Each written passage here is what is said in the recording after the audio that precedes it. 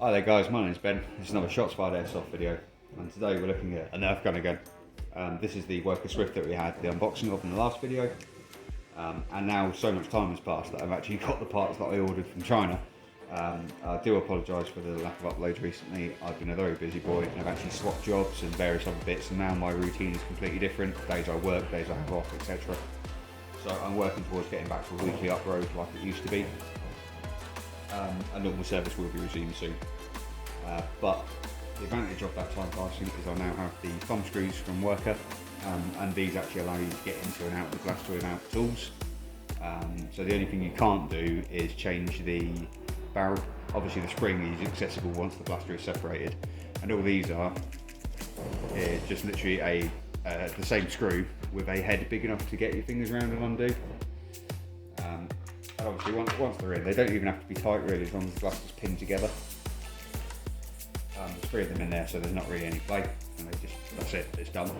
The other thing I have is a metal trigger from Worker, nice logo on there, and that will sit inside the trigger, and that is because I have the 1.8 spring, which comes with another damper to stop the spring load when it smashes forward, trashing the plastic mounts that the metal parts are mounted in. So it's not going to damage the metal parts, but it will damage the blaster dry firing it. So it has like an extra rubber damper, nice thick 1.8 spring, and I will get that in at some point and give you another video of this firing that in. So without further ado, let's get on to how this performed and the issues that I had with it. Which it was only a couple, but they are issues which did affect its operation. So without further ado, we're going to get into that. Okay, so the first thing I did was crane on the blaster with the 200, sort of 230mm barrel, whatever it is, that comes in the basic and the 150 spring. And that sat us, even with the rifling on, around about 120 FPS, as you'll see in this little video. This is on the red O-rings, and really this kind of went how I expected. The only other issue that I had with it is obviously the air seal is not fantastic, so we're getting quite a lot of deviation. So when we move into the medium barrel and medium spring, which is the sort of 350mm, I think it is, or 320mm barrel with the 1.4 spring, what we end up with is around 200 FPS at the start, but then it starts to tail off. And then we go into the 550mm barrel with the 1.6 spring, and again we start okay, and then we start to tail off again. And what was actually happening here was the O-rings, these red O-rings that came with the blaster that everyone says to put in, herniated after about 10 minutes of use. So what that means is that they were actually too big, and they were getting caught between the piston and the cylinder wall. So I actually ended up putting the green O-rings that it came within with some good rubber grease, and that's what I'm running at the moment. I've got a reasonably good air seal, but I do need to take it apart and put a wrap of PTFE tape around the green, just so it's in between the red and the green. I've had problems with these whenever I've used them, because all Worker guns seem to come with a set of red O-rings that are great for the first 5 minutes and then herniate, as they seem to grow as they take in any lube that you put on them.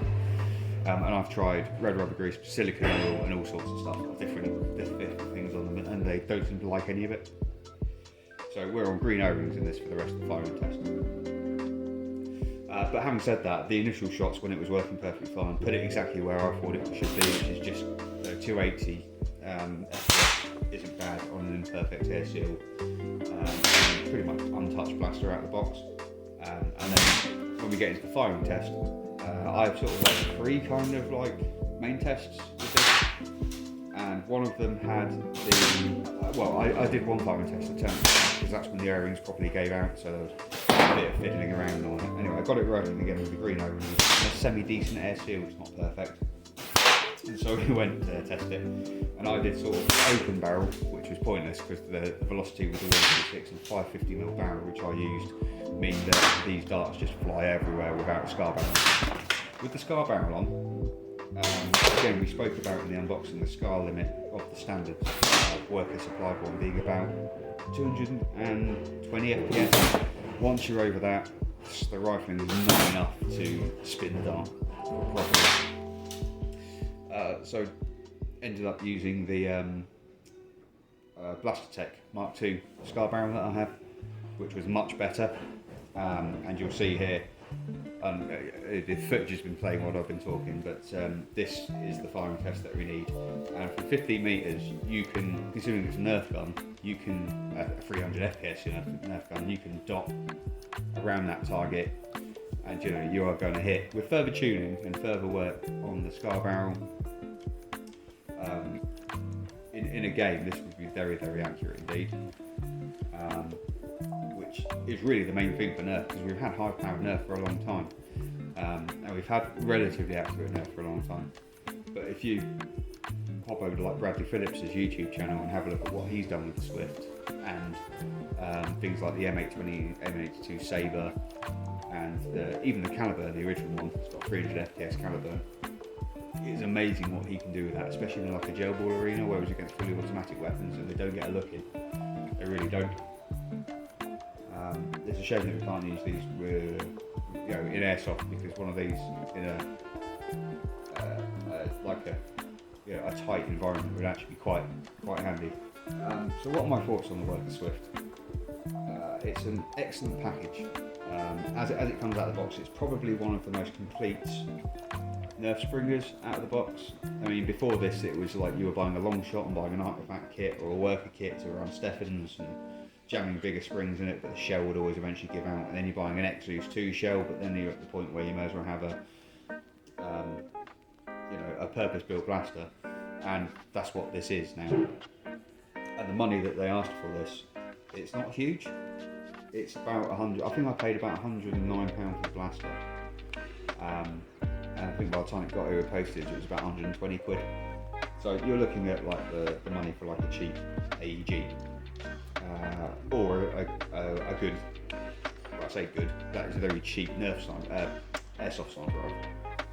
For what you get with this and the variations and the different layers, I mean, if I was in the States, you'd be using this like HVZ on campus and all that sort of stuff, and going to Nerf battles with it and all that sort of thing, and it'd be hilarious. Or if you're in Australia, you apparently use it against gel balls like Bradley Phillips does, and have great fun with it. Obviously the magazines in this, it will take any length worker talon, and it will take curved worker talons and all that sort of stuff. The only thing it won't take is angled worker talons, because obviously you need a specific mag well. But apart from that, there isn't really too much else to say on it, other than if you are an airsofter, and if you're watching this channel, you probably are, having one of these to mess around with is good fun.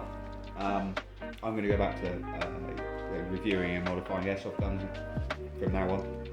I will do another video with the bigger spring and all that sort of thing.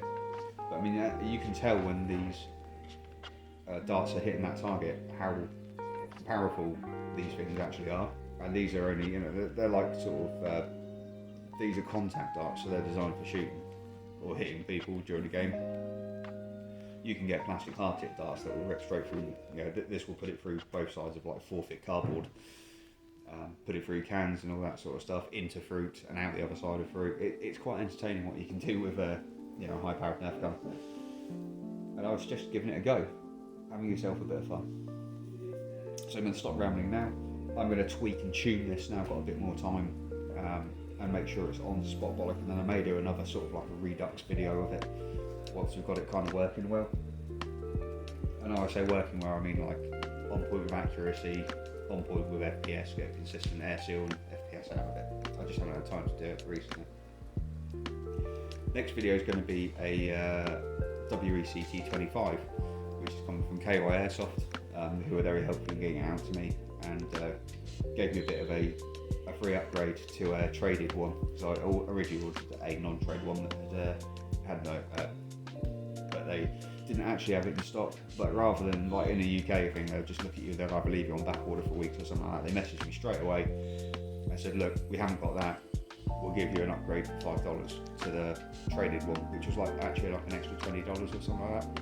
And I said, oh fantastic. I said, I'll give you a mention on my YouTube channel and say that, and they replied and said, well, if you're going to do that, I said, well, you can have the upgrade for free. And I said, well, fantastic. So that should be winging its way to me right now. It should have hit the UK. So obviously it's got clear customs, so it might take a little while, but I've got a couple more videos in mind that I want to do as well. So with all that said, Hopefully I'll see you in the next video.